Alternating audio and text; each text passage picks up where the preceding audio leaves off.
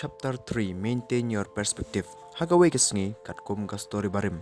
Uway ubriw ba pangjur langyat yu haga wheelchair siya ka kamra hospital. Kaba uway unang pang bati ajan ka kangyit. Kat ba kini baro ar ki da ngalong parlok. Uta uba hajan ka kangyit. Unpet siya barbar unpulut por katto kat ne. Panpin kemen yu haga jing tia. Kibe kisngi yu atu kana yu syapang kijing internet kiding. Haga pak hajan ka hospital. Bakum no kisla deng kisyat hagal air. Kiway pat kisngi unpan kemen ya uparlok chung u. Kaway hadin kaway ko kat bagi ya lingba ke hospital. Watla kataro kat bakapor kayat une ubri batia pang ula jur bel kajing pang hadu ba umla shu ban describe ya ki ba uyoi ban describe ya uparlok chung u. Bat kumta ul sedang ban isi ya u. Hakaway pat kamit kaba ujarho unong pang hanyit ula stop ban ring mensem.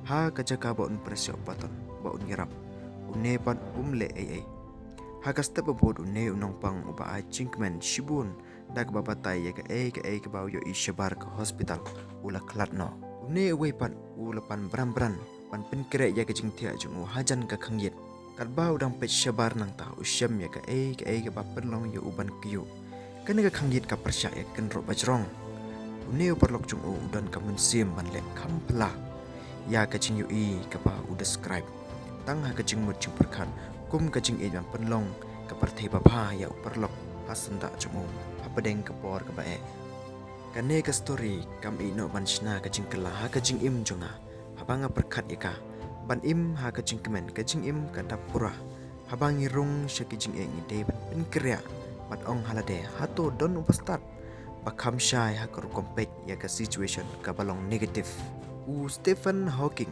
uway na riw kraw jong ka physic ula report ba ulaong ba ngiim ha ka partay batang siteng ha ki klor babon kibadan shabar ki hajar chispa million ki galaxy kumno kata ka penkela ha ka jingmut jingi ban aya kini ki information ki jingkul mar jong pi hadu kanno ki he ka jing ka ba pi ki jingele ba pi mat menta ki dei ki ba serious kumba pi kwa ki banlong ngiya jaga ni ka pertai ha ipor baret habaro kini ka jing im jingi kam dei ka pamjugot te yo ya ka jing start ban pen kemen yala de but ya ha ka jing ya lenti but focus ya ka proses ko bless you bon stay blessed.